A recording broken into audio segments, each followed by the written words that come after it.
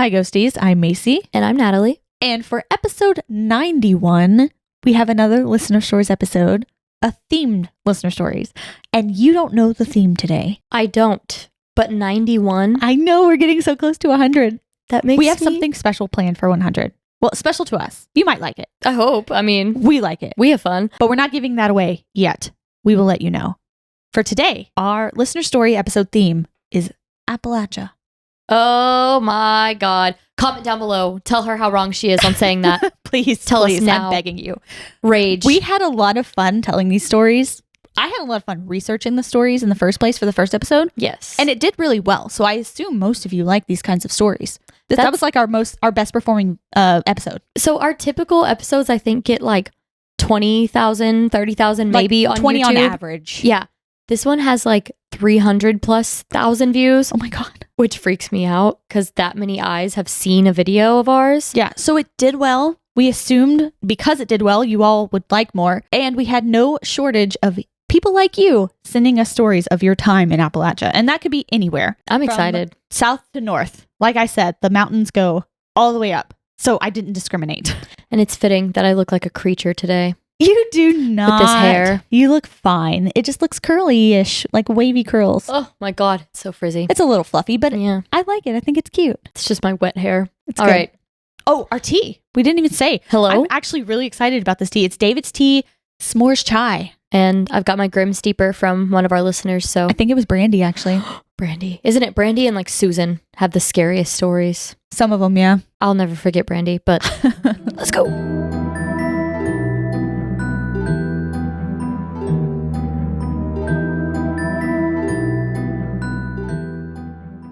That's good. Tastes like a s'more. I like it. Dude, we had s'mores the other day. I have been craving them every single day since. They're so good. So good, but I don't have like a gas stove and I have to go buy that gas stuff to light my little... Let's get like one of those lighters, you know, like those long, like little switch lighters. Oh, just roast your little marshmallow over your tiny little fire. that would feel so sad. Anyway, okay. Listener stories from Appalachia. First one from Sam. Hi, Ghosties. My name is Sam. I'm a newcomer to the Ghosties YouTube channel, and I love watching your podcast. I have had a few strange encounters myself and have also witnessed some things I can't explain. However, one experience I've been a part of will always give me chills until my last day. When I was younger, around Christmas time in the late 1990s, my mother took me and my younger brother to see our great aunt and uncle in Martinsville, Virginia, deep in part of the Appalachian Mountains. We were meeting my aunt, my mother's sister, and two of my older cousins there as well. For the sake of this video, we will name my Aunt Catherine and my two other cousins, Dana and Mallory. Dana being the oldest cousin, around 11 years old at the time, then Mallory around 10,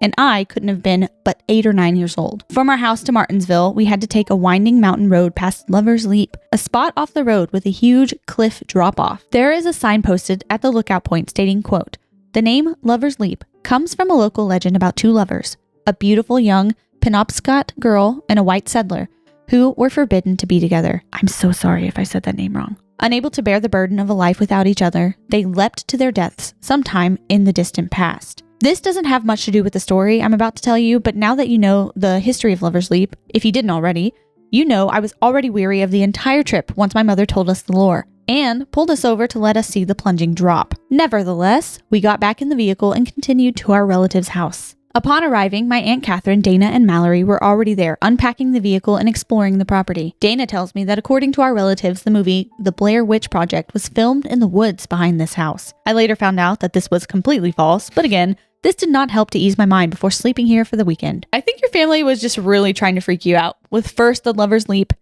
stop and the talk of the two people plunging to their deaths, and then also, did you know the Blair Witch Project was filmed here? There's spookiness going on right behind this house. I feel like that's such an older cousin thing to do. Oh, yeah. To like freak out your younger cousins or siblings and things like that. We settled our things in the designated bedrooms and went back outside to explore. It was still daylight and I had just gotten an iZone Polaroid camera as an early Christmas gift. Dana, Mallory, and I were convinced at this age that we were the Spice Girls. Oh my gosh. So we were choreographing dances to perform for the family and taking pictures with the iZone for our cover art. Eventually night fell and our family called us inside. Mallory and I stayed downstairs with the family while Dana went by herself upstairs to be the first to take a shower before dinner. While the grown-ups were in the kitchen talking, Mallory and I stayed in the living room playing board games waiting for our turn to clean up. 2 times, I thought I could hear Dana upstairs talking to someone, but I just shrugged it off and assumed I was hearing the grown-ups in the kitchen instead. Nearly an hour went by, and my Aunt Catherine yelled up the stairs for Dana to come down. Nothing. 15 more minutes passed, and Catherine yelled again, this time more assertive as Dana had not obeyed her the first time. Dana finally comes stomping downstairs, pouting almost, and tells Catherine that she was upstairs playing with her nice friend. What nice friend? Catherine asks. The nice girl upstairs. Her name's Olive, Dana says. Instantly, my Aunt Catherine's jaw dropped. Her face turned as white as a bedsheet, and her eyes nearly welled up with tears. She called for my mother and the other adults to come into the living room and tells Dana to tell them what she had just told her. Dana tells it again, this time to everyone, and all of the adults' faces had the same reaction as Catherine's did before. At this time, none of the adults would tell us why they were acting this way, or what Dana's new friendship had to do with their reactions, which was probably smart at the time because I would have insisted on going back home. But once we were all a little older, around 14 to 17 years old, the story was brought back up about the night that Dana was playing with her imaginary friend. We were then told that my mother and Aunt Catherine had an aunt who had passed away in that very same house in Martinsville years before I or any of my cousins were even born. They called her Aunt Ollie, short for Olive. Oh my gosh. That would ruin me if I was As Catherine, as like their mom? Yes. It's like, oh, my auntie. It would be like, I mean, in like a good way, it would make me like cry. Like, yeah. I know. I'm glad it wasn't like the demon Olive. It was Aunt Olive. That's where I thought it was going. Either that, or I thought it was going to be like they had a younger sister or something like that from years and years and years ago. Well, I mean, it was from like over a decade before, but yeah. But I was thinking it was like Catherine's little sister or something like that, no, or like a kid. Aunt Ollie, so sweet. That is really cute. One of the more wholesome Appalachian tales that we've heard, for sure. But as I said, I didn't discriminate here. Our next story comes from Kai. Hi, my name is Kai. I'm 21 years old and I watch your YouTube videos a lot. I usually fall asleep to your videos. I have an experience that I think is worthy of being shared. So for some context, I live in the Appalachian Mountains up north in the woods of Maine. I live in a colonial era farmhouse that's well over 200 years old with my mother and our 4 cats and 2 dogs. I've had many odd and somewhat terrifying experiences and have seen some weird things as well while living here, despite having only lived here for around 4 or 5 years. First of all, the place and the type of house and everything, a dream. I was about to say that. I thought you were going to say something negative and I was about to like, hold on. No, this is actually my dream. No. I love it. Everything about it. Perfect. I love how we'll watch one video and you're like, I could never live in an old house. And now you're like, this is the best. I like the idea of an old house. You would just be scared all the time. Oh, yeah. This specific incident happened while I was home alone earlier this year at around midnight. I was chilling in my room, which is on the 2nd floor of my house, I think drawing on Ibis paint while listening to YouTube videos, when I heard the front door downstairs open. Then I heard my dog Nutmeg's kennel door being messed with. I didn't think much of it, thinking it was maybe my mom or my friend, until I heard loud stomping up the stairs, like someone big in heavy work boots was climbing up the stairs, which is impossible with my staircase due to there being a giant slab of wood covering half the staircase, making you have to goblin crawl to get up the stairs. And then I saw a large, tall, dark figure with what looked like a fedora on their head walk into the 2nd floor landing in the hallway in front of my room. At this point, I was absolutely terrified and started having a panic attack, because I was home alone and my mother wasn't to come back home till the next day. I proceeded to text my friend extremely panicked, asking if it was her and if she had come to visit. She tends to just waltz into my house without knocking and I'm used to it. She messaged me back a few minutes later after I had messaged my mom that someone was in the house. She said, no, and called me asking if I was okay and if I had called the police yet or my mother. I had messaged my mom and she called me right as I was about to call the police. We talked and she told me to call the police. I called and explained to them what happened and that I was home alone. At this point, I had grabbed my knife that I kept in my room for just in case. The police said they'd be there soon, and eventually they got there. My town doesn't have their own police force. While I was back on the phone with my mother for a second time, I had to go downstairs to let them in, and they searched the house. My dog finally started barking her head off. They didn't find anyone in the house at all. Nothing was disturbed or moved in the house, and my dog was still in her kennel. I was relieved nobody was actually in the house, but I was still shaking terribly and too scared to go back to sleep that night. I didn't manage to fall asleep until the sun had already come up. I don't know what or who it was that came into my house and terrified me that night, but it was extremely scary. I apologize for such a long and confusing email. This is only one of the incidents I've experienced here at my house. I hope you enjoy this story of my encounter, I enjoy your videos very much and wish you luck with your podcast. Stay safe and spooky and take care. Thank you. We've talked about this before. How many times have police or just emergency services in general been called? Yes. For a spirit or for something that's not really there. We have a listener who works as a 911 operator, and they said that they were going to go look for stories with their coworkers and stuff. Send it now. She might have. I haven't looked. Oh my gosh, I'm so into that. Hat Man, while awake? Question mark? Because some people will say, okay, so there is the Hat Man that has the wider brimmed hat. It's kind of like an old westerny hat. That's what I envision. But there's some people who say he's wearing a fedora or some other type of hat. Mm-hmm. So I don't know. But it was also during wide awake playing. Yeah. Didn't have any connections to sleep. That's not the vibe I get. And since it is such an old house, I just imagine this is just someone that lived there, someone that worked there, What was it doing with the dog kennel? Was it checking that it couldn't get out, that it wasn't going to get chased or barked? What if it was just was it going to get chased or barked at? Maybe they were just like, hello, doggy. Hey, Nutmeg. Yeah, I love the name Nutmeg, by the way. That's really cute. And I would definitely have called the police. Oh, yeah. And then even after they checked, I would be like, so can I just come sleep at the station? Or go to find a friend or something. Especially after I saw this creepy story on TikTok, I'll make this fast, about this woman. I think it came from creepypasta or something like that. Mm-hmm. But she was just telling it. This woman was home alone and her neighbor came over and started banging on her door my husband's in your house, you need to get out now. And she's like, there's nobody in my house, ma'am. What are you even talking about? And she's like, no, he puts on a bunch of lotion all over his body so he can wiggle into places that you cannot see him. And he is in your house, I promise. That just gave me a weird feeling. Dude, I know. And it got creepier. And she was like, you're crazy. He's not in my house. And she's like, look everywhere. Look everywhere. I promise he's in your house. She ends up looking in the small space between. I'm picturing the ones that reenact it. It is? No, it wasn't reenacted. It was just a girl telling it. She looks in the space in between the fridge and the wall. No. And he's in there just hiding. Watching her? Just watching. He doesn't do anything. He's just watching. And at one point, she's like, oh my God, I see this guy. He actually is in my house. And the woman's still sitting on her porch. But she's like, I have to go past him to go outside my door and get this woman and leave my house. So she takes off booking it and drops something. And it drops right in front of the fridge. And she leans down to pick it up. And he's just watching. Doesn't do anything. Just watches her. I don't know. It's really not that scary. No, but it just gave me a really bad feeling. Just the thought. And then it was talking about how all of these men, because it's a made up story, how all of these men do this. And if you really look, there are men lotioned up, hiding in all of the crevices everywhere, watching. What is their plan? We don't know, but they're looking at you. I hate this so much. It made me sick. Yeah, I feel a little queasy myself. Why did I start talking about that? Oh, what if they don't? Because you would say, because you said you would ask to go because what if they didn't find them? Yes, because what if they're hiding? What if they just slipped under somewhere? Okay, so we talked about froggers in last episode before, and then I watched a YouTube video just today about a frogger.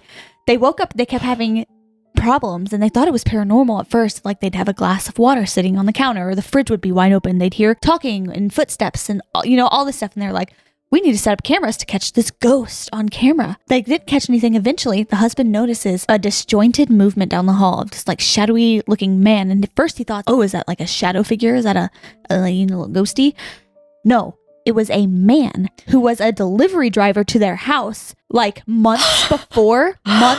And the wife just got a weird vibe and had mentioned it to the husband. And it was him. And in the video, he walks up to the kid's room and just stands, because they had 2 little kids, just stands at their kid's door, looking through, because it was slightly open, just looking through and watching. And he had been in their house for months, hiding in the crawl spaces in the attic, and then coming down at night watching them. The reason they got the cameras is because all of it started escalating, and the wife swore she heard her name being whispered in the night. God save the queen. What? I just feel so... You know that meme of SpongeBob, and he's floating? That's how that story just made me feel. Sorry, we're getting way off topic, but but just people being in the house. See, and that's why I go back and forth on cameras. It's I don't want someone to tap in and be spying on me, but I want to catch if something's going on. in person spying on you. Oh, God. So our next story is Kristen. Hi, Natalie and Macy. I discovered your podcast a few weeks ago, and I have so enjoyed listening.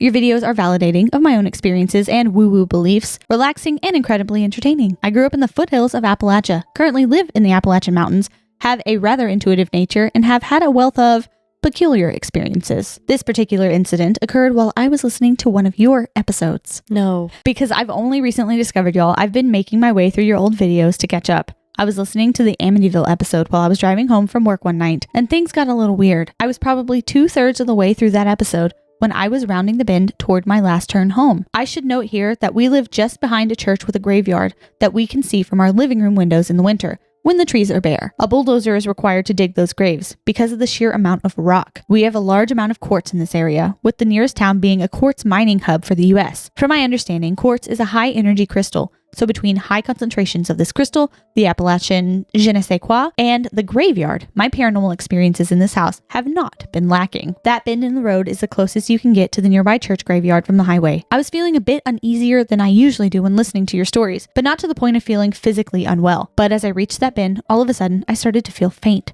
I was in a cold sweat with clammy palms and a rapid heart rate, and was fighting against passing out by pumping my arms and left leg, still using my right foot on the pedals. I was only about a minute away from my home, so I pushed through and made it into my garage. After sitting for a moment to regain my composure and blood pressure, I got out of my car into a dark garage because our light had burnt out a few days prior. I heard a noise that sounded like something was knocked or shifted, but I ignored it in favor of getting inside, in case I started to pass out again. Once I entered the kitchen, I turned on the lights and they immediately started flickering. I knelt down to greet one of my dogs as the lights continued to flicker every few seconds. I finally said, "What is this?" Mostly annoyed that something might be messing with me.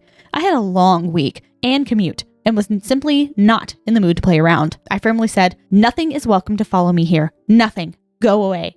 As I said nothing, the lights flickered again, and as soon as I said go away, they stopped. They didn't flicker again after that, and I carried along with my evening without any additional experiences. Needless to say, that is the only episode of y'all's that I started and did not finish, and I frankly don't plan to. I have plenty of other stories, many much spookier than this one, that I'd love to share with y'all, so please let me know if you'd like to hear more. Also, please feel free to share this on the podcast. Congratulations on your account's rapid growth. It's so well deserved. Best, Kristen from Appalachia. Thank you. Obviously, I included this one because it included us. If you experience something during our video, turn it off. That's fine. Yeah, Turn we're it okay off. with you not finishing the video. No, that's okay. I'm glad she didn't finish it. Don't Obviously, watch it. something, especially in the high concentrated paranormal area that she is residing, said, "I don't like this story and I don't want you to listen to this." That makes me feel really Weird. Yes. Me too. Because I don't want to be involved. No, not really. We want to bring light and love, not spooky hauntings. Well, that's what we do. But thank you for sharing that story. And yes, we want to hear everything you have. So if you feel up to it, send us more stories. And we're glad that you didn't pass out. Our next story comes from Keegan.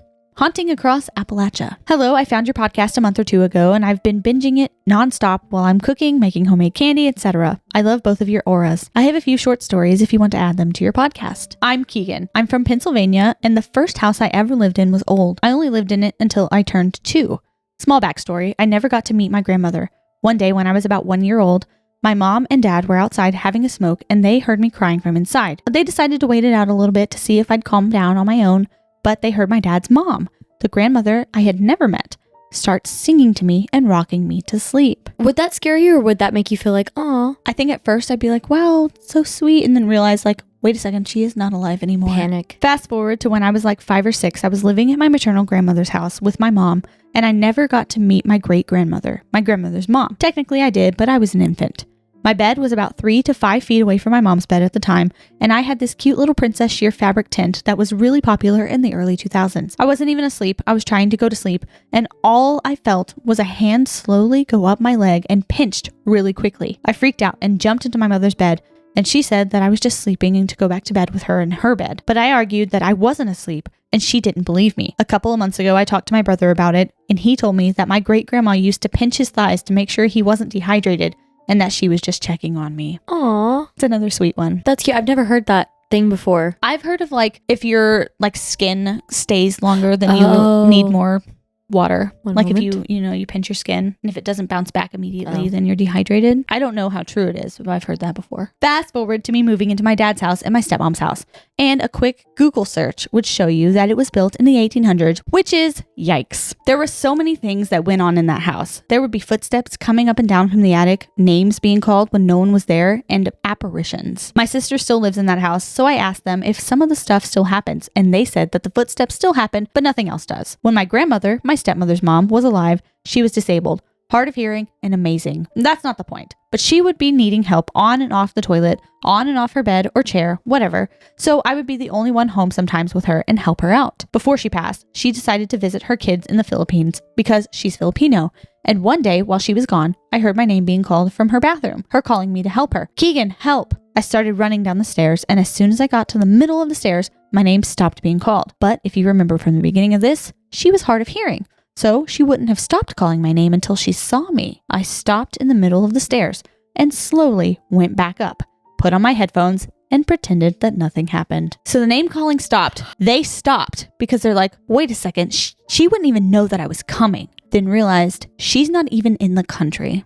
Okay, Keegan, good for you. You are braver than I am, braver than I would ever be. Braver than us all. Go upstairs and put the headphones on. I'm jumping out the nearest window and just hoping to survive, hoping to land somewhere nice. Oh, yeah, that's really scary. Is that dramatic or is that valid? Oh, it's definitely dramatic. Kind of valid. I don't know. Depends on what's down there. I just can't imagine. And the people that live in Appalachia, whatever you want to call it, they are our strongest soldiers.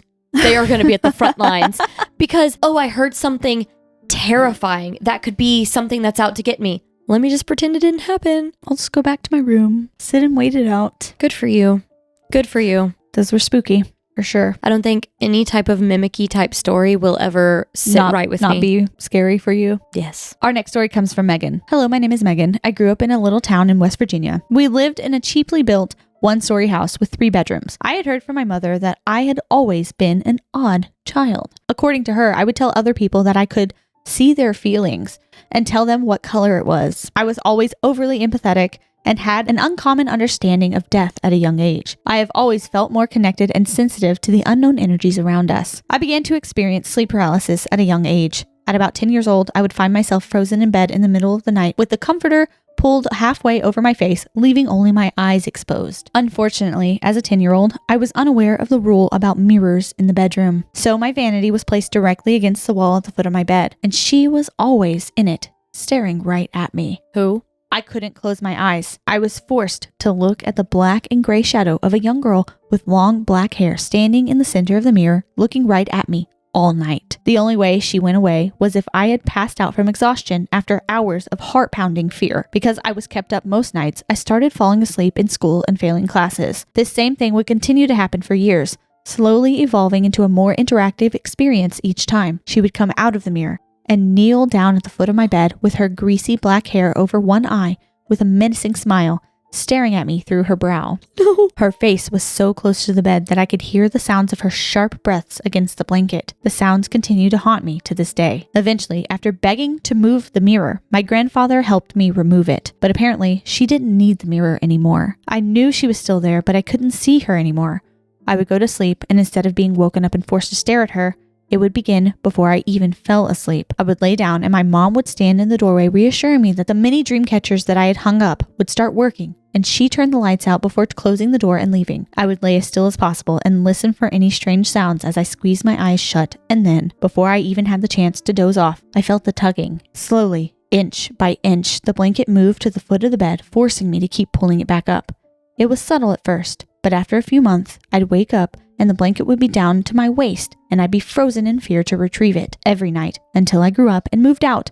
I would have to tuck the blanket under the mattress to feel comfortable getting in bed. Update, I'm 26 now with 2 babies and a husband. We traveled back to our hometown last year, and we ended up having to sleep in my old childhood home in this very room. My husband had heard my stories and never really believed me until the first night in that house. We were laying in my old bedroom with our 2 sleeping babies between us, and he sat up and looked at me without a word. I asked, "You feel it, don't you?" And we stayed on his parents' living room floor for the rest of the trip. I was so freaked out by my bedroom growing up that I convinced my little brother to switch with me at about 12 years old, making him 10 years old. My thinking was that his room would definitely have to be better than mine. All I'd heard my brother complain about was having nightmares and sleepwalking out of the house. So we moved all of our stuff to opposite rooms, and I was ready to sleep my first night in there. I laid in bed and tried to get comfortable, but I still had a sense of unease. Except in this room, it was more of a deep sadness I was feeling. As I was trying to fall asleep, I started hearing a faint whining coming from the ceiling corner of the dark room, just above my head to the left. It sounded so close, yet so far, as if it weren't in this dimension, but the veil was thin enough in that one spot for me to hear. It didn't stop for hours. I was once again frozen in fear and eventually passed out from exhaustion. When I woke up, the sound was masked by birds outside the window and morning traffic. I looked up in the corner where the sound came from. It was as if I could see the energy moving around like glowing static. I left the room and went to tell my brother about my experience. His reply, "You can hear her too." We never spoke of it again, and I got my old room back. Now that I think back, my brother always complained of not being able to fall asleep at night and a feeling of deep sadness. His exhaustion ended up having major effects on his life. I continued to deal with horrible energy in my room for years, to the point where my family even raised money to help renovate my room in an effort to get me comfortable in there. So we began repainting and getting new furniture and decorating it to my liking. We were in the middle of the process, and I had made temporary curtains by draping a throw blanket over the curtain rod until my grandma finished making the new ones. One night, my little cousin was sleeping over, and we were about to go to bed, so we made our way to my room to change into pajamas. We stood in the front of my dresser, which was under the window with the makeshift curtain. I was pulling my shirt over my head when I saw, between the blanket and the window, the mesh screen on the outside started lifting up as if someone was trying to get in. I froze, and I watched it jaggedly pull up one side at a time. My cousin had spotted it too and froze with me. I finally worked up the courage to tell her to run to get my mom, and she did. I grabbed the baseball bat next to my bed and pulled the blanket down, exposing the rest of the window to look for someone running away. There was no one, just the mesh screen halfway lifted and the street lamp right outside illuminating the suburban street. I ran to my mom and we called 911 in case it was an attempted break-in. They did nothing. A few weeks later, after gaining the courage to sleep in my room again, I was sleeping in my bed that was, for some reason, facing the window, which still had a blanket for a curtain. I was woken up by light flooding in my bedroom at around 3 a.m., of course. I opened my eyes and was instantly frozen by the sight. The blanket had suddenly fallen from the rod, which was weird because it was zip-tied in place and had never fallen until now. It wasn't dangling on one side or drooping, no. The whole blanket was on the floor as if it had been pulled down with force. Because of the street light right outside the window, I could clearly see the mesh screen was already more than halfway raised and no one was there. I had never been so terrified in my life. I couldn't physically bring myself to move. It felt like half an hour had passed before I managed to move my legs and I ran to my mom. We called the police again and they searched for signs of anyone walking nearby, but there was nothing. No fingerprints on the window, no shoe prints, nothing. They patrolled the neighborhood and parked a cop car in front of our house all night this time to reassure us. The last part of the story gives me chills to this day. I'm sorry for the lengthy story, but we are almost done. Never apologize. I'm already scared. I don't want the next part. Yes, you do. No. I was in high school at this point, and one day I sat at a new table for lunch. At this table sat one of the school's weird girls, who I actually loved. High schoolers are judgy, who happened to be doing readings of people at the round lunch table while we ate. I sat and listened to her go around to everyone and tell them if they had attachments or loved ones following them, and it was really interesting despite my skepticism. When she came to me, she skipped me, and instead did my best friend who was sitting next to me. After finishing the last person, I asked, "What about me?" And she took a deep breath to compose herself. "I don't really want to tell you," she said without eye contact. But of course, everyone at the table insisted she go on. I told her it was okay. "You can say it," I reassured her. So she took a long pause and asked me a question. "Do you have 2 closets in your bedroom?" My best friend looked at me, knowing I, in fact, do have 2, and that she would never know that. I confirmed this to the table, now filled with wide eyes. "Okay, are they right next to each other on the same wall though? And one is a double door closet, right?" she asked. My friend and I snapped our heads to meet eyes in shock, once again wondering how she knew that. I told her, yes again, now shaking. She continued with a shudder and nauseated look on her face as if she was seeing the image in her mind's eye. She said, "Well, it's in the one with 2 doors. And it likes to crawl." Why? Why? What's wrong with you? Why? The entire table shuddered and let out squeals. But she was right. I had seen it myself. She definitely liked to crawl. I love the podcast, guys. Your energy is so good and pure. It's refreshing. I have tons more stories if you're interested, especially because I moved right out of haunted Appalachia overseas to haunted England countryside. Lots of spooky stuff has happened in my 6 years here. Meghan. I would love some haunted, spooky English countryside stories, first of all. Very intrigued. Second, I don't think Natalie will ever recover from this story. Meghan, how dare you? They probably can't even see your face. Meghan, how dare you? I'm sweating. This is one I read in the daytime, and I had to come back to it later because I was so worked up over it. I had to stop. Like I had to close my computer and come back to it at a different time. This is the progression of the girl from the mirror. She escaped the mirror. She's there. She's in the closet. She's crawling around, pulling curtains down. I could have lived with any other answer or saying like, oh, she's in the closet and she wants to play, or she's in the closet and she wants to hurt you. She likes to crawl. First of all, who is this girl? I don't know. I don't like this high school girl. No, I mean the one that's seeing this. The weird, quote unquote, weird girl. She's someone we need to know about. We need to find out where she is now. I could never recover. I could never recover. I like that her husband stayed there in the middle of the night. She's like, now do you believe me? Dude. I like that they were like, okay, this is enough. We're not staying here anymore. We're going to sleep on the floor in another house. I'm frightened. Is there a word beyond frightened? Because that's how I feel. What is the most extreme word for fear? Kerfuffle. No, I'm just kidding. The word terror is often used to describe the most extreme degree of fear. I think terror doesn't even I need dread. Something stronger. Something with more of a emphasis on how I feel. The sickness. Yeah. I don't remember how this goes, but I would assume it doesn't get much better from here. Thank you. I might have put a good one at the end. I don't know. We'll see what past Macy thought when she put this together, because it's been a while. It's been a while. I thought the same thing I was going to say, but I didn't want to make you mad. Okay, give me a second. I need to adjust myself. While you gather yourself, we'll move on to Jay. Hey, Ghosties. I'm a kind of new listener, stumbled upon you guys one day while cleaning. I'm going to go by an alias here, as I'm not 100% comfortable with my name being out there. Just call me Jay. Understandable. I think we may have said this before. If we could be faceless podcasters, YouTubers, I think we would. If I had any drawing talent at all, I would have drew a face on me and no one would know who I was. I wish we would have chosen names to do the pod with. That might get confusing. Why? We'd have a lot of like me saying Natalie, but I'd have to like go back and post and be like Sam. Aaron. Okay, but anywho, this intro is getting weirdly long, so here are the stories. I grew up deep in They said that or you said that? They said that. Oh, I nice. didn't say that. I was like, wow, that's rude.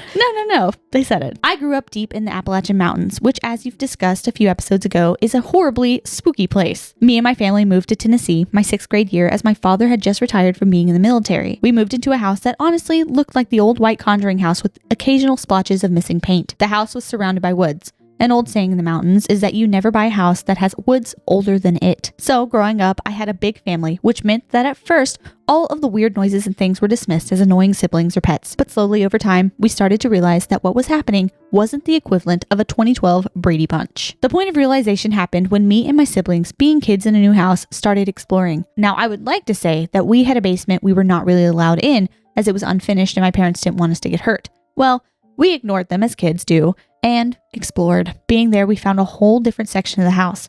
It was a very tiny room, maybe 4x4. It had a working sink and a toilet in it, no problem. Probably just an unlisted bathroom. But as we continued to explore, that's when we became unsettled. Part of the basement had a giant wall-like ledge that had dirt as the floor. I was a small child, so I was sent into the dirt floor area, where I learned that the ledge goes all the way back to where the random hidden room was. So as I was exploring, I started finding things like old child drawings and baby dolls along with a destroyed necklace. It honestly creeped us out, as the house used to be a church at one point, and it made all of us uncomfortable. After we discovered the room and all the children's stuff buried in the basement, stuff started happening. It started off small, like hearing noises or doors opening or closing without being touched, but it all came to a head later on down the line, when randomly the scent of rotting meat started wafting through the AC vents. The AC was located in the basement. We were raised religious, so knew it probably wasn't a good thing, but we will ignore it while still being scared. I feel like that's what our parents would do. They'd be like, it's okay. Don't worry about it. Yeah, 100%. Just close your eyes. Yep. The rotting meat scent would happen all the time after that and would be gone just as fast as it started. We also started having our dish cabinets open and have dishes fly out like cups and stuff. Well, after a while of all 5 of my siblings being constantly terrified of the house, my parents decided that going on a week-long camping trip will probably help us feel better. We had our neighbors feed our cats while we were gone, and this incident happened during the week they were feeding the cat. The neighbor's daughter, whom I'm still best friends with, went one day in place of her parents to feed the pets. She did the usual head count to make sure all the pets were fed and realized that one cat was missing, so she went upstairs to find said cat, and all at once, all of the doors slammed shut and scared her so bad that she refused to enter our home for months afterwards. After probably 2 or so years of being scared all the time in the house, I did probably the worst thing possible and tried to contact whatever was in the house. Why? Me and my friend had a spirit box type thing, and we went to the basement and started asking the normal questions. Who are you? What do you want? Do you want to hurt us? Through the entire questioning, we were not getting a single response until the "do you want to hurt us" part. The box said in the clearest voice possible, "Get out." We hightailed it out of the basement so fast and didn't spend the night anymore. Are you okay? No. Are you gagging? I choked on my gasp. I'm going to end this email here as this is getting insanely long and I need to get dinner started. I can absolutely send more emails or more stories as I lived in that house for about 10 years and there is so much more that happened. Anywho, I hope y'all have a great rest of your day and happy Halloween. Aw, happy late Halloween, early Halloween. Send us more and you made Natalie almost choke or actually choke. Yeah, no. Get out. Don't ask questions. Don't acknowledge it. Just don't talk to it. Say, get out, leave. And that's it. That's all. That's our rule. You can't talk to the spirits. The only time to contact a spirit, especially a malevolent one, is to tell it to go away. I agree. 100%. JoJo style. Oh my God. Okay. Our next story comes from DJ. Hi, Ghosties. I found your podcast about 2 months ago, and I've loved listening to you guys. I grew up in rural New Jersey. It's real. There are parts of New Jersey that are all farm and no people, right on the border of Pennsylvania. The Appalachian Trail was about a 30-minute drive from my childhood home. And while I wasn't technically in Appalachia, it was still a very old and mountainous forest that was settled in the late 1600s, but had Native Americans living there since 12,000 BCE. The first story I have for you happened at one of my friend's houses. The local legend is that her road was built on top of an old mine shaft that collapsed, killing many miners. Teachers at our school would always tell who lived on that road because they were always the kids coming in with their own ghost stories. I've had many eerie experiences at my friend's house throughout the years. The earliest one was in 2nd grade. We were in the back part, the haunted part, of her home playing with a dollhouse that was situated in a corner. Her mom called us for lunch and we both froze. It felt like something was standing behind us, bending over, waiting for us to turn. I can't remember how long we sat there, but after what felt like an eternity, I said, "Are we safe?" And my friend answered, "Not yet. We need to keep playing." After a while, her actual mom came into the playroom and asked what we wanted for lunch. I don't know who called us for lunch earlier, what was behind us, or what would have happened if we turned around. The thought of these two, what are they? 8 years old, sitting there playing like, we're not safe, just keep playing, keep pretending. They just knew that whatever that was not their mom, and it was waiting for them to turn around. I'm picturing, like, you know those scary videos of like where they have like the mimics and they always have those like distorted faces with like the big smiles. Oh, yeah. You know what I'm talking about? Yeah. That's what I was picturing. It was like a mimic of the mom, but with this like creepy torn up smile waiting for them. Yeah. Chills. I'll be thinking about that one for a while. Me too. My other story from her house happened in high school. It was my friend's birthday party, and we had a huge group of girls sitting in a circle, just talking. We were again in the back of the house, in her sunroom, so all the walls were windows. It was well past midnight, and I was getting tired, so I rested my head on my knees and closed my eyes for a minute. I felt my friend slide her hand under my shirt and up my back. It didn't hurt, it just tickled. My friend would be the one to rub her tired friend's back, but her hands were cold, and I thought it was so weird that she went up my shirt. I lifted my head and saw my friend sitting across from me in the circle, maybe 7 feet away from me. I turned around and saw a man standing just outside the window. I could tell he wasn't from this world because he wasn't totally formed. I screamed and turned around. A few other girls said they saw something in the window. This man was different than whatever was in the first story. The man felt like he wasn't trying to bother us. He just wanted to know if we could feel him. Oh. The first spirit was definitely not our friend. Okay. Well, okay. Okay. First one, terrifying, sick. How dare you send that in to me? Thank you, though. Second one, that's kind of sad. A little, but don't, like, No. it touched under her shirt. No. Well, with maybe cold, clammy hand. maybe he was just trying to connect. Like, maybe he was just wanting to be like, can you actually feel, like, my skin? Like, you know? Because if he just touched the shirt, like, you might, like, write that It would off just be as, like a pressure. oh, yeah, but it's like, can you actually feel me? I'm That's here. so sad, kind of. Still scary. I don't know. I'm still a little spooked. I mean, I But- don't want to be bothered. But it is sad, I guess. And the fact that they weren't necessarily scared, it was just like, he wanted to know if we could see him. And we did. Okay, cool. Go back into the woods. My friend has so many other stories from childhood in that house. She would see shadows and shimmers of people all the time. She would wake up to ghostly figures that looked like her parents sitting at the end of her bed staring at her. There would be whispers and sounds when no one else was home. The scariest part was that her dad ended up having a full mental break.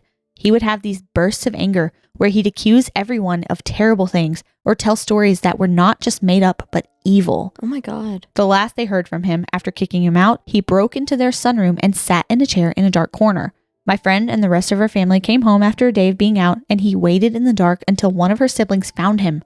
She screamed and everyone came running, and he said, "You should have all found Daddy sooner." Then he literally left, and no one has seen or heard from him since. Sorry for the long email, but I hope it was worth the read, and I promise that all really happened. DJ. Hello? Yeah, that last bit really got me. It made me really uncomfortable. I don't know if I'm uncomfortable, if I'm scared, if I'm sad, or all three. I think I'm all three.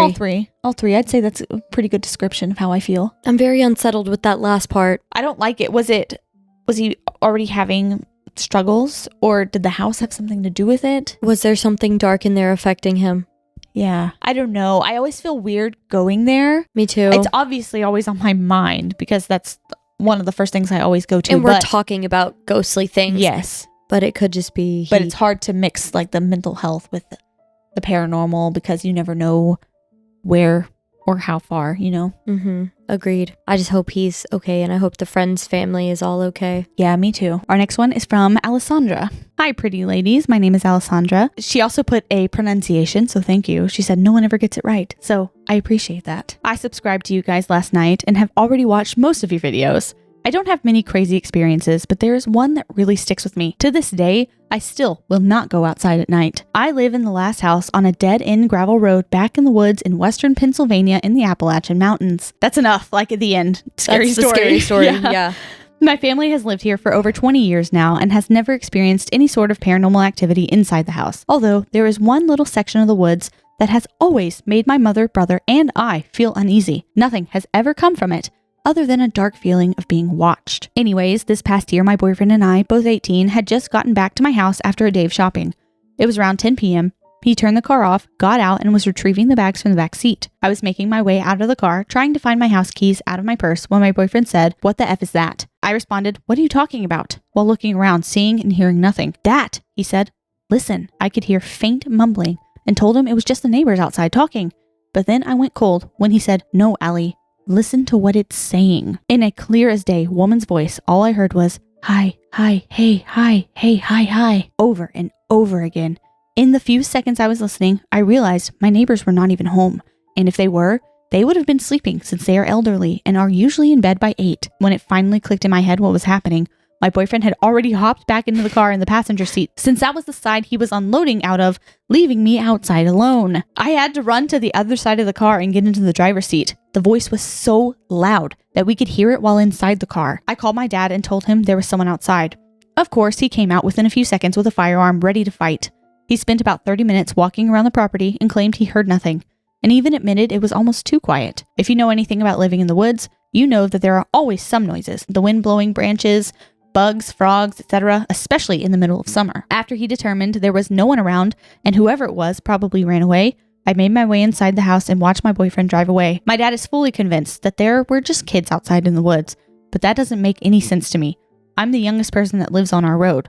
The only way to get into the woods behind my house is either go through my front yard or to hike all the way from the stone quarry, which is miles and miles away. Ever since that night, I have never even so much as let the dogs out at night or early morning, because every time I think about it, all the hairs on my body stand up. I would love to hear your thoughts about this, and if you think I'm overthinking or not. I am also almost positive my boyfriend's house is haunted by a darker entity. Hopefully you get the chance to read this. Have a great day. If you have any questions, let me know. No, Question you're not. number 1, why did you not send us your boyfriend stories? No, you're not overreacting. I will also now not be letting my dogs outside from hearing this story. So, is it like the spirits of the wood? No. Is it a mimic trying to like, they hear, you know, like when you're outside having a barbecue or doing whatever you are, you're like, "Hey, hi, what's up? Hey." That's what I was when you thinking. greet people, it's always like at the door or right outside. I was thinking mimic immediately. I saw a video on TikTok, I need to show it to you, where this woman was working and she was taking a video, I think, for her coworkers because she was freaked out, and you hear from behind her someone go, "Hello." The way Did she whip around or she didn't hear it? Yeah, she turned around and there was nothing there. And so anytime I hear like, hey, hi, hello, anything like that. Of any kind? Mimic. I don't like that it got so loud they could hear it inside the car too. Like it started soft and she couldn't even hear it at first and was like, oh, it's just like mumbling in the distance. Also, I would have not taken the time to go around to the other side. I would have dove through that window straight through the glass. Yeah, through the glass. You're a lot. You're a lot, into the lap. Just dive. I can't believe he got into the car and just shut the door and was just like, nope, bye. I would be enraged, but yeah. But honestly, I get it. I would be so scared. I wouldn't know what to do. I know. Thank you for sending those in. And we'd love to hear more stories if you're willing to share. Our next email comes from Emily. Hey guys, I'm Emily. I've been an avid watcher since y'all's first video. I love y'all so much. I haven't really had any experiences till this week. Thank you, Emily. Thank you for watching. It's so long and it's crazy. It is. We're getting like live updates. I was in North Carolina at my grandparents' house, which is in part of the Appalachian Mountains. They live in a gorgeous cabin on top of the mountain. It is on 75 acres, so there is no one around them. It was my first time there because it is a brand new house that they just finished building. But anyways, they have these huge windows in every room. And since it just been built, there were absolutely no curtains. That always freaks me out, an open window at night, just seeing into the darkness. But like you can't see out there, but it can see in, you know? So at nights, it's pitch black and my room looks straight into the woods. The whole time I was there, I felt like someone was watching me through the window. On the third night, I had fallen asleep and my body woke me up at 3 a.m. I went to get up to go to the bathroom and couldn't move. It felt like someone had their arms around me and was holding me down. I didn't see anything in the room, but I swear I couldn't get up for like 10 minutes and I basically started having a panic attack. But I also couldn't yell or move and I've never had sleep paralysis. So I don't know if it was that. But after I could get up, I didn't sleep for the rest of the night and then fell asleep the next morning. I woke up midday and woke up with the worst headache I've ever had. Like so bad I couldn't see. I was so dizzy and we almost had to take me to the hospital, but I went back to sleep after taking a large amount of medicine and I was fine. The rest of the week I was on edge every night. I know this was kind of long, but I've never experienced anything like it and I definitely believe in the lore of these mountains. Anyway, I love y'all so much. Keep up the good work and I hope you share this on one of your listener episodes. Love, Emily. See, it's part of the reason I always go back to is sleep paralysis paranormal because it only happens in these like spooky places, you know? If you're getting real weird vibes, then you have sleep paralysis. You know? Yes. After never having it your whole life. Yes, but now that you're saying that, can we hype ourselves up enough to where our body has a reaction of like shutting down? It's inducing like a defense mechanism type, like don't move, like we're too scared, you know? She did feel like she was being watched. I don't know. I think sleep paralysis is a little bit paranormal sometimes. Only whenever it's like that, when you feel fear. Because anytime I've had it, it never felt paranormal. It always felt like I just can't wake myself up and I have a panic attack, but I never feel like someone is there, someone's touching me. I've never seen anything. It's just you're frozen. Yeah. But for the stories where people see things and they feel things and like the touching, that to me is paranormal. My type of sleep paralysis, it doesn't feel paranormal. It just feels like I fell asleep on my back and that's what happens because I can't breathe. I should go to the doctor for that though. Probably. You should go to the doctor for your sleep patterns anyway. Very true. But anyway, thank you for sharing that with us. And I'm so sorry that you experienced that. Every time you go to your grandparents' house, just sleep with a glass of salt water and see if that helps. Or just put some curtains up. Hang all the sheets, hang all the blankets. Create a fort. I know, like get some tacks and like tack up a towel if you have to. Anything. I would. Aluminum foil. I've seen that. It works. Moving on, our next story comes from Meghan. When me and my boyfriend got together, I was over at his house a lot and he used to tell me his house was haunted. He lived with his dad and brother and used to say his dad's room always had weird things happening. One thing was his alarm randomly going off in the middle of the day. And another thing was his dad's CPAP machine starting up randomly. They heard a weird noise and went into his dad's room and it was running. But the only way to turn it on was to start breathing into it. He also said that once a few years ago, he woke up randomly in the middle of the night and had a really bad sick to your stomach kind of feeling. And when he raised up in bed to look around his room, he saw a black shadow drop off the foot of his bed and race across the floor out the door. Oh no. I'm picturing like, I don't know, Peter Pan's shadow, you know? That's exactly what came into my mind. I'm sorry to... Hey, that's a lot lighter than anything I've ever pictured. So yeah, I'll take that. It's just Peter Pan. Sure. Or his shadow. Sure. He told me they named the ghost Toby. So another creepy Toby. Just a random name, but it's funny. Anyway, so flash forward to when we were dating. I refused to poop in... Okay, sorry. Okay. Anyway, so flash forward to when we were dating. I refused to poop if he was in the same house, and I had to go really bad. So I told him to go outside and wait for me to get done. I had completely forgotten about the possibility of a ghost in the house at this point. He went outside to leave me alone, and I went to the bathroom in his dad's bedroom at the back of the house, just in case someone came home so the hallway would be fine. So I went back there, closed the bathroom door, then closed the door to the separate room the toilet and shower were in for an extra protected poo environment. It was a bad one, and I was so thankful no one came home and he was outside. As soon as I flushed the toilet, I heard my boyfriend's voice say, "Oh, hold on," and running out of the room. I started yelling at him because he knew how much it embarrassed me. When I came out, I looked all over for him, and he was actually out in their shop building using the bathroom out there and watching TikTok. Scared me to death. I also was there alone once and forgot about this happening, and while I was sitting on the couch at 3 a.m., I started hearing things moving from the back of the house. It got so bad and loud, I ran out crying and decided to spend the rest of the night in the building, the shop building. Oh my God. Rather stay in the outside building because there's so much activity, loud activity The in the actual house. Why are we doing mimics? Oh, I guess we're in the mimic territory. Yeah. I literally was just thinking like, man, why are there so many mimic stories? But that's kind of where There's we a get lot all of them. mimics, or seems to be so in this region. Why? I don't know. So I'm just riffing here, okay? Part of me feels like it's just like ancient land and there's just some weird Like energy about it. And it's, I don't know, a weird like mirror to the world. I don't know. I don't know. That's just what I'm envisioning. That's just what came to me. That's you a know? lot. Yeah. Sorry. I mean, Sorry if this is weird. It's kind just of with what you. I was thinking. A little bit. I'm following a little bit. Just has something to do with the land and there's just the energy there. But why is it trying to? It's like taking on a life of its own. Yeah. Why is it trying to mimic the people now? Because that's what it's seen more recently, I guess. I don't know. What it's learned. That feels very ominous to say. I don't know. I feel like the land learns and grows with us and knows us. I don't Yeah. know. Are we getting too weird? Are we getting too off the path? No, I'm with you. Okay. Probably. But you know, I'm sure with we'll you, hear it if we are. and I'm fine with that. Okay. Our second email from Meghan. This came 4 months later. Following up on this, not sure if you guys will ever see this story, but if you do, I have a lot of other weird stuff that has happened in a possible skinwalker story. Me and my boyfriend, now ex unfortunately, used to hike and camp out at Red River Gorge almost every weekend and had one crazy experience there that neither of us can explain. I think I'll tell it now just in case I start forgetting details. Red River Gorge is part of the Appalachian in Daniel Boone National Forest, and it was my first night camping in the woods all night in a hammock. He was familiar with the trails and had multiple different places that he would camp out at when he went. Before meeting me, he used to go alone, leave his phone at home, grab a Garmin so we would have a map, and take off for an entire weekend alone in the woods. Other times, he would go off with friends.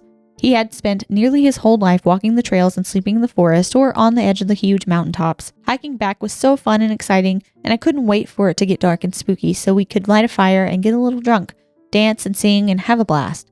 It seemed like such a vibe, I don't know, but it started to get dark and it got so black so fast. This particular camping spot was a short hike from the edge of the rock, which meant where we were was surrounded by trees.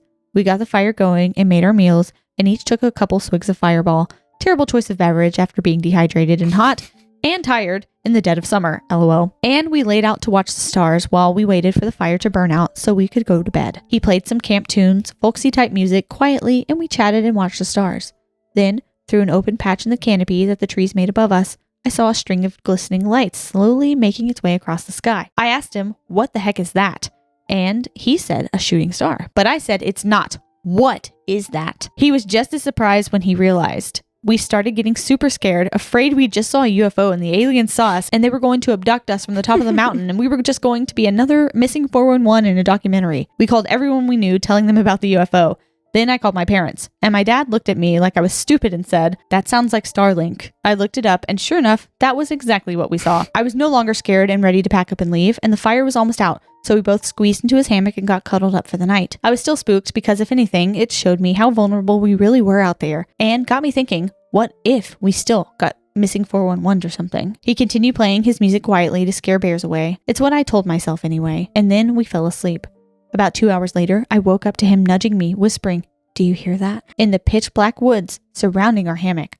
I could hear only silence, and then shh, shh. It sounded about 10 yards from our hammock, very close and very loud, echoing through the forest. way too loud for such a high-pitched sound. The hike to our campsite was super steep, and nowhere near us was any other place cleared out enough for any hikers to set up camp. It was also about 1 a.m. at this point, and no one with any sense was going to hike in pitch black this high up where the trail might lead to dropping straight off the cliff at any point. There was silence again, then the sound of 2 heavy feet hitting the ground. It's the only way I can describe it. And when they hit the ground, the shh echoed out again. After that, it was dead silent for the next 45 minutes. No leaves rustling or branch cracking, no footsteps, nothing.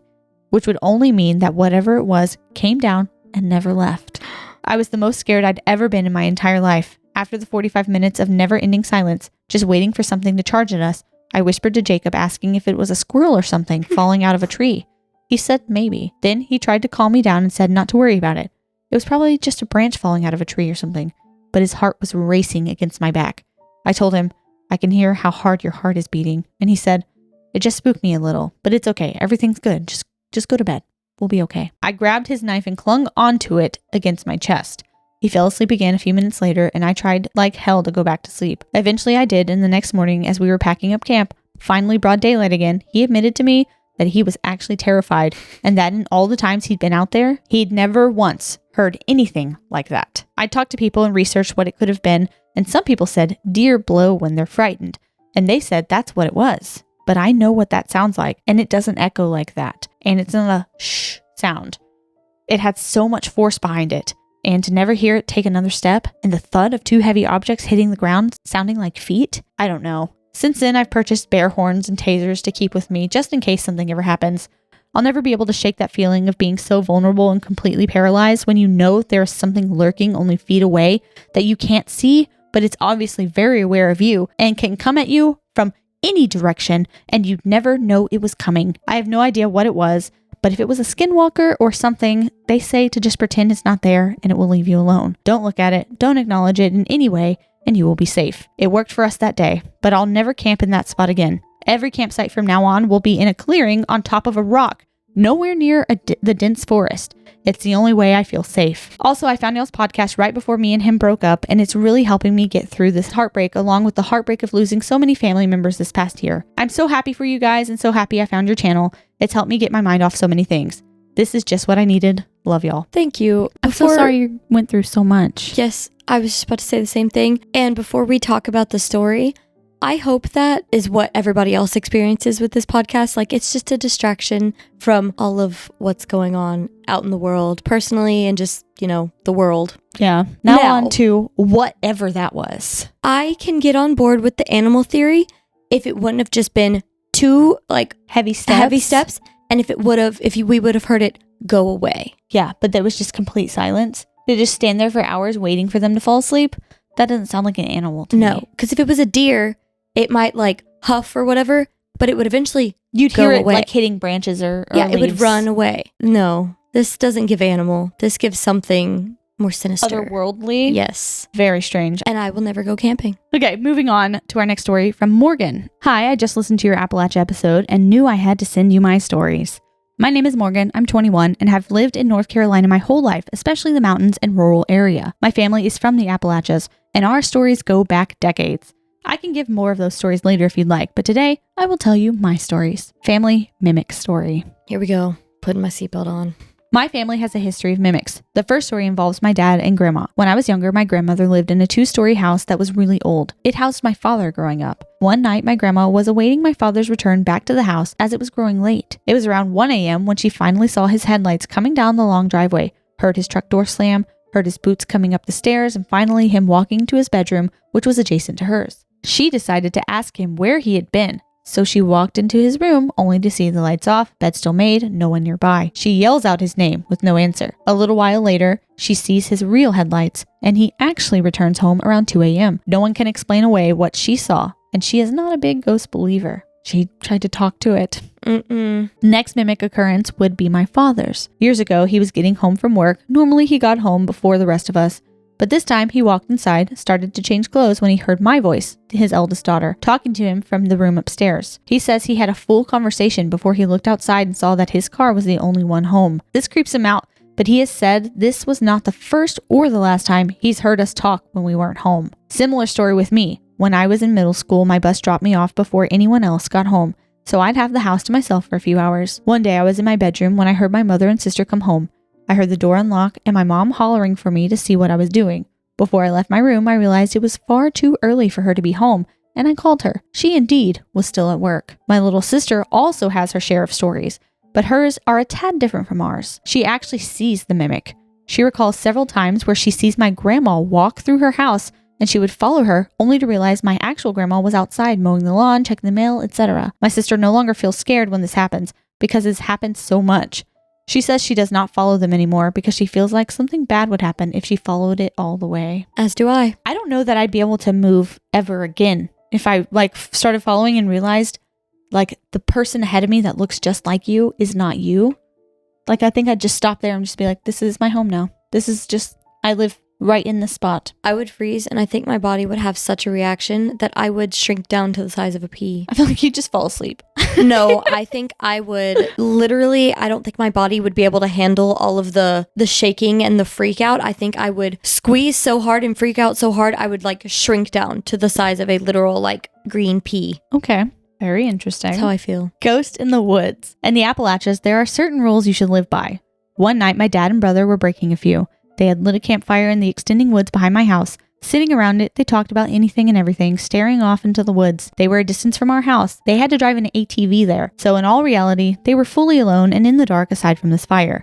Well, time went on and they decided to put it out slowly. Only when it got really low, they heard a humming sound. Slowly, the faint sound grew closer and they realized it was not a hum, but it was a lullaby of words they couldn't understand. All they could tell us was that it was a little girl's voice and a lullaby tune.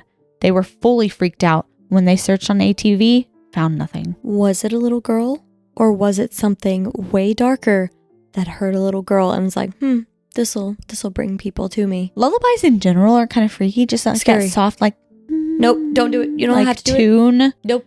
Yep. That sound and music boxes, jewelry boxes that have a sound that comes out of it. Just soft, delicate sound. Yes. Which, I would love to love. I do. But they're eerie to me. And maybe that's why I do like them. I don't know, but that they give me that same chill, that same vibe. The next one is called Deer. This happened to me last week, so this story still feels weird. I was walking out of my parents' house to my car around 9 p.m. and I saw in the first tree line in the woods what seemed to be a man in a blue shirt. Before I could fully comprehend what happened, it crouched into an animal shape, very hard to explain what I saw being so fast, and ran and whirled away with several other deer. I know deer travel in packs, but this was an uncanny amount of deer, probably 40 or so, just rustling through these trees at a speed I've never seen. What is the worst part is that they were completely still until I made eye contact with the blue shirt figure.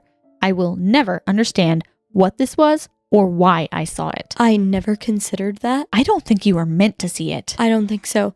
I never considered herd animals that go in packs and things. Being some kind of shape-shifting something. So does that mean all of the deer were some kind of thing? Or is that one? Oh, I just got chills. My leg just started itching. I just got so freaked out. There's only one that has the ability. And are the other animals aware? Or is it just they oh, I gotta fit in, I'm blending in? I don't know. And I've also never seen a mount 40 deer at one time before either. That's pretty crazy. That's a lot. That does sound like a lot. Maybe 10. And I'm wow, that's a good amount of deer right there. Yeah. I was going to say 10. I really need to sit and think about that herd type animal. My first thought is SW. Yes. But it's also, this isn't in Navajo areas. Mm-hmm. In that, what is it? The Four Corners area? Four Corners. Yeah. I almost said the triangle. Close enough. It's a shape. The Four Corners. Very, very creepy. The next one's called Grandma. Oh no. For context, in the Appalachians, we have a dying culture of what people call granny witches. Whether or not they are actual witches is up for debate. My great-grandma just knew way too much. She knew how to chant a word off or pray a mole away. She would fix any at-home remedy you need. But what really sticks with me, even after she passed away, is how she knew things no one told her. My granny never had a driver's license, never had a cell phone, barely worked the landline. Her top entertainment system was a radio with headphones she'd carry around listening to gospel music. One day when I was little, I had done something I wasn't supposed to. I stole a bit of my brother's change to use at school the next day. I did this home alone, at my house. Later, I walked to her house without the change. Still no one home but me and her. She stopped me at the door and said, "Be still." She looked into my eyes for a few seconds and says, "I know what you did. I see it in your eyes. return it. This is so me. I want to be a granny witch. I want to be this. I've said it before. I do not feel like I am a mother. I feel like I'm meant to be a grandmother. And that's it. I want to like live off my intuition and know all the home remedies. And I want to be an Appalachian granny witch. Same. That sounds like an actual dream. Anyway, Yes. I returned it the second I went home. She had funny little sayings like, "Be careful, I see and hear everything you do." That made us laugh until it was true. One day, me and my brother were being babysat by her, and she was nearly deaf at this point. However, we were smart kids and tried to fight by whispering, so she never had to come and settle our childish disputes. But this never worked. She'd always walk in and repeat exactly what we had just said, and nothing got past her. When she was older, she had dementia, so sometimes we'd try to shield her from the bad news. Like once a family member passed away and we decided to keep it from her since her condition was not great. That is, until she told us about it. She said she knew they'd passed. And once my mother broke her ankle at work, we again decided not to tell her so we don't worry her with unnecessary things. She looked at my sister and said, "Tell your mama I hope her ankle is okay and that she can tell me things." None of it ever made any sense how she knew all of this stuff, but I will say, I've never had someone's presence make me feel so comforted and protected as hers did. I used to make her sit beside me in the playroom, and I just felt like if she was near, bad things weren't. She had the most comforting energy of anyone I've ever met. Something was different about her, and I so strongly want to know what it is. It seems that it wasn't just her. Sometimes I get these strong gut feelings or things I just know, and it always seems true. Like sometimes I'll avoid a certain road and there will be a wreck, etc. I think whatever gifts she had, we shared with my family, just not quite as strong as hers. Hope you at least enjoy reading these. They are all 100% true. So they sent us another email. Oh, okay. First though, love Granny. I know. I know. I'm obsessed. I think that's beautiful that you had a granny like that and a connection like that. Me too. I love a good comforting person. Someone that you just know nothing bad can get you if they're around. It's always a grandma. Hi, I love the podcast and I sent a previous email, but shortly after this happened, I thought I'd fill you in on one of the most unexplainable stories I have. For context, my great-grandma had dementia. She passed away this past September. My little sister was close to her, as we all were. My great-grandma was known in our family for having scary stories to tell and being psychic, for lack of better terminology. If anyone was going to haunt me, I expected it to be her, but she didn't. It was eerily quiet for months. Until this Thanksgiving. My sister's birthday was Thanksgiving and my cousin's birthday was the day before Thanksgiving. We shared this great-grandma. We had all gathered at my mama's house, which was also the home of my great-grandma. We had eaten dinner, chatted, and grew tired, so we started packing leftovers. I was in the hallway with a relative who then looked at me and said, "What's that noise? Can you go turn the TV off in the bedroom?" This was not abnormal, as TVs were frequently left on, so I went back towards the two bedrooms and was shocked to find that the TV was off. I was greeted by a black screen. I still heard muffled noises, so I popped my head into my great-grandma's old bedroom. No toys were playing, no records on. It was completely dark. I returned back into my mama's bedroom, the noise now quiet. I had walked into this room with my sister and my friend who attended Thanksgiving with me. The next thing I know, I hear, "Happy birthday!" in a sing-songy voice. Me and my sister made eye contact and started crying. We then opened closets and looked for anything that could have been responsible for this. We found nothing but a little toy beagle who barks but doesn't speak. We tell my cousin what just happened and she opens the closet door, places her hand on the shelf as if she was patting around to see if anything made noise, and a birthday card falls right into her hands. It was one of my grandma's old cards she'd been given from my family. My sister revealed that on her last birthday, my grandma had told her that she'd never forget a big day for her, dead or alive. Oh no. We were all in tears but decided not to tell my grandma since she lives alone and would be frightened. We later find out she is having trouble sleeping because the toy beagle starts talking and keeping her awake at night. Mind you, this toy has to be shaken to talk, and my grandma is very hard of hearing. She can't even hear us when we're looking right at her, let alone a toy beagle rooms away. There is no way this toy by itself is keeping her awake. The most chilling part is that the toy talks during the same hours my great-grandma did with her sundown syndrome. It's very eerie to my family, but we feel comforted by it instead of scared. Love it. I love that it's your grandma. I love it. This whole story. Fantastic. That was a good one. I should have ended there. So cute. I don't know how the last one ends. That would have been a good one to end, but we shall see. Thank you, Morgan, for sharing all of these stories with us because they were so good. We've got 2 more stories, and our next one is from Carol. Hey guys, so first of all, I really love all the Appalachian stories. I come from the East Tennessee portion of the Appalachias. The area I'm from actually touches 3 other states, Virginia, Kentucky, and of course, Tennessee. I lived on a long stretch of road called Cave Springs. As you probably know, caves can be pretty creepy, and we have a ton. I lived on a farm, and it was fairly large then, but my dad has sold a bit of land off, so not as big now. He told me when I was small that there was a red-eyed monster in the woods above our orchard, so that I would not go in there. Turns out it was like major haunted. But those things aren't why I initially am sending this email. One time when I was in 6th grade, my best friend came to help us out with a haunted corn maze at the farm. She came and we were just walking through it. It wasn't a big maze, so it wasn't a big deal. When we came to the end of it, there was someone on all fours crawling towards us. We ran out of there so fast and went up towards the house where my cousin was selling pumpkins, and there was no one there. I turned toward the garage, and on the stool sat a man in his old school Sunday best suit, like you would see in the 1940s. I turned to my best friend to see if she saw it too, and he turns toward us and goes to stand up. We ran back up the hill and hid in a field. Years go by, and my dad brings a photo album out to the house. Who was in one of the photos? The man in his Sunday best suit, just like he looked on that night. Turns out it was my dad's papaw. So that's weird. Please read it on the pod. Love the podcast so much, Carol. That's so cute. I'm glad we have some good stories to end on. Well, we've got one more, but also there's an update because I emailed her and was like, what is this red-eyed monster you speak of? Yeah. She said, so my dad concocted this sort of stay away from here story about a red-eyed monster that lived in the woods above our orchard at the house.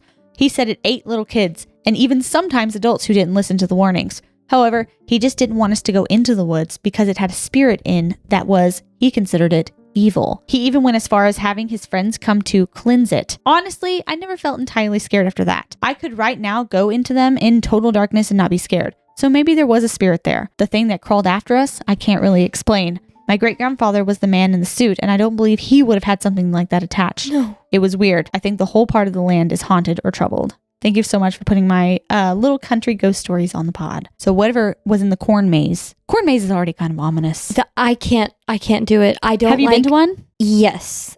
At a cousin's first birthday party 9 years ago. Yeah, I was there, I think. 9 or 10 years ago. They freaked me out. Corn mazes, just mazes in general, don't like them. I don't like the feeling of being trapped or feeling like I'm trapped. Yeah, that you can't get out. Mm-hmm. We have one more story, and it's from Zabrina. Zabrina with a Z? With a Z. Interesting. I like it a lot. Hi, ladies. My name is Zabrina, and I'm a fairly new listener. Since I've discovered Ghosties, I've been binging the pod as I pack to move and have been loving all the spooky stories.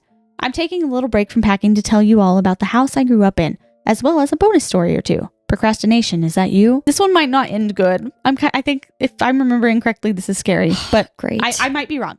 We'll see. I grew up in the foothills of Appalachia, and sometimes the spooky things that happened you just didn't talk about, especially when it was in your home. The house I grew up in was haunted. We didn't talk about it a whole lot when I was younger, and it wasn't until my family moved and started talking about our experiences that we started to piece some of it together and realize that it may have been more than imagination. My parents built a bedroom in the basement for my sister. We'll call her Dee. She'd gotten a little too old to share a room with our youngest sister, Nicole, and needed some space.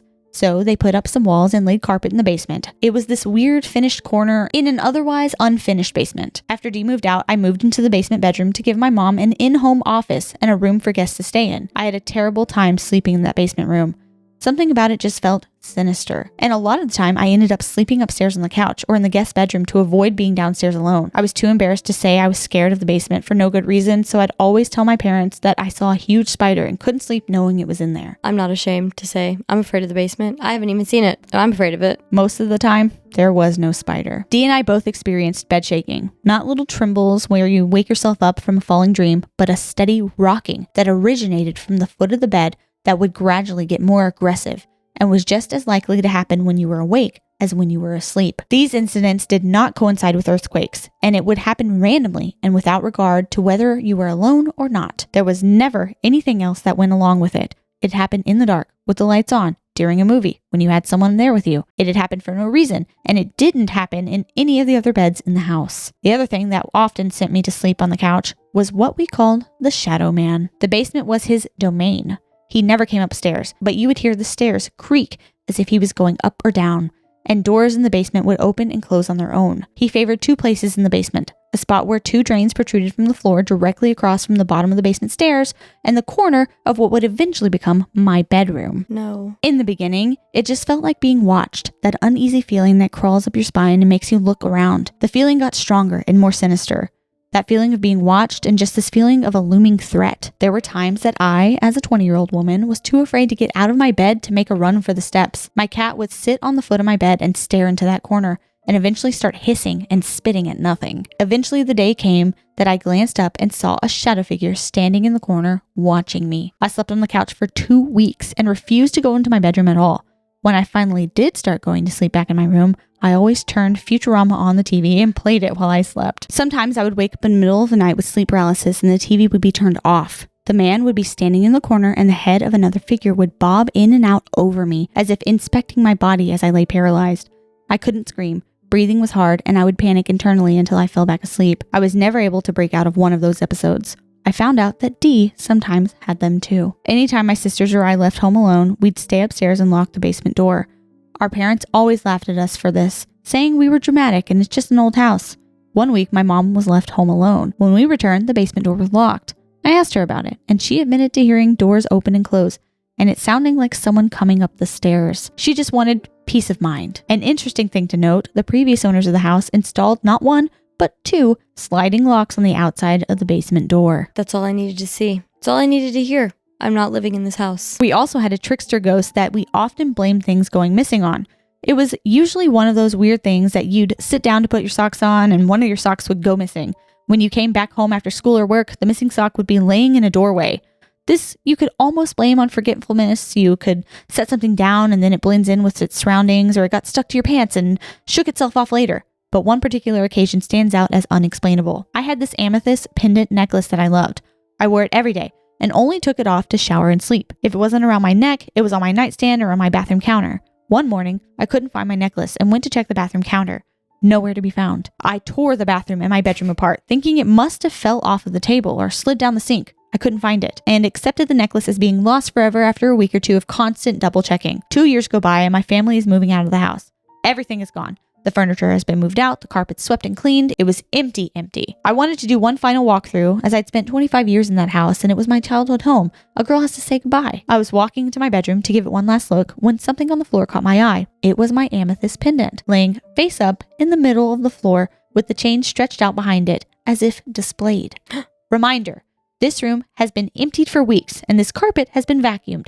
I have no idea how that necklace materialized out of nowhere, but I like to believe that our prankster ghost wanted to say farewell before we left for good. Nicole said that she often saw a young woman from the corner of her eye and saw her as more of a protector. She felt comforted when she saw her and thought of her as more of a nanny. She had very few experiences with the man downstairs, while Dee and I never had experiences with this young woman. Okay, coming to you with a new device. My computer died, like 1 page left of reading, so We're back. we're with Natalie's phone now. It wasn't until we moved out and started talking more openly about the house that we grew up in we realized that a lot of our experiences overlapped, particularly when it came to the shadow man. Even our parents, who spent 25 years telling us that we were being dramatic, admitted that sometimes things were just a little too spooky around the house, and they didn't want to scare us by agreeing. After moving out, we found out that the house was the site of a double murder and suicide. A man killed his 2 children, a young boy and a girl about 18 years old, and then took his own life in the basement.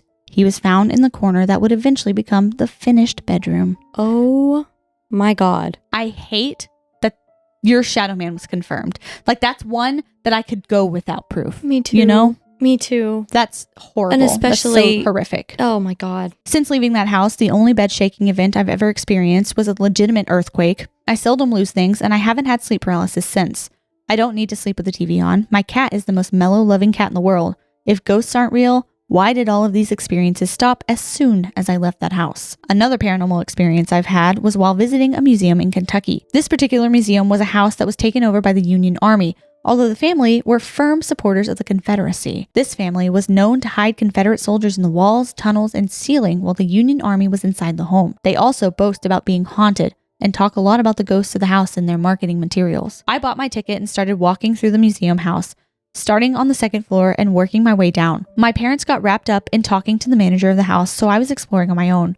My family and the manager were the only people in the house. I'm a nerd and love reading all the little plaques and learning as much as possible. So am I. Feel that. So I was taking my time in the basement, reading and exploring in the winter kitchen. As I was exploring, I heard a whistle from the top of the stairs. It wasn't a random gust of wind through a not quite closed window whistle, but a deliberate whistle to get my attention. So I shouted into the corridor and up the stairs, asking if that meant they were ready to go. There was no response. I continued walking around, going a little quicker, when I heard the whistle again from the top of the steps. I took it as my sign that it was time to go and headed back upstairs. After reaching the top of the steps, I started calling out for my parents, half expecting them to jump out and scare me. It wasn't until I passed by a window that I saw my parents and the museum manager standing outside by the truck. They were probably half a football field away, so there's no way that one of them whistled inside of the house and then went back outside, down the stairs, and all the way to the truck without me seeing them. I stepped outside to ask if they were trying to get me, and they had no idea what I was talking about. That still confuses me to this day. Me too. I went back for a ghost hunt at that museum a few months later. I think this email's gotten a little long, so I'll leave it there. But maybe one day I'll write about my experiences during that investigation, including my first time doing the Estes method.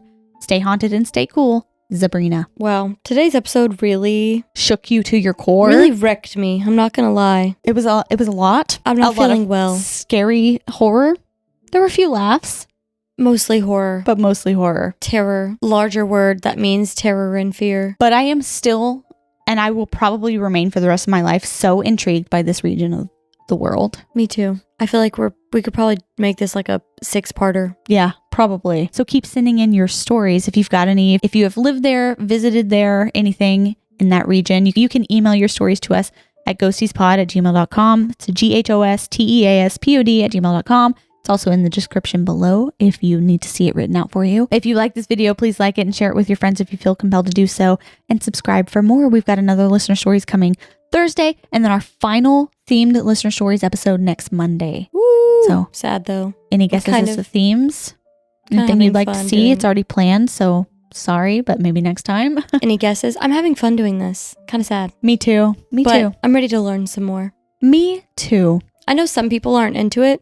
I like our normal episodes where we're learning things and discussing certain topics Agreed. and places. And the first topic we're coming back to is from our field trip. Woo! I can't wait. I That's know. this weekend. Anyway, we'll just let you go now because this has gotten a little long and I'm a little bit frightened. I'm a lot. I don't feel good. Good. Goodbye.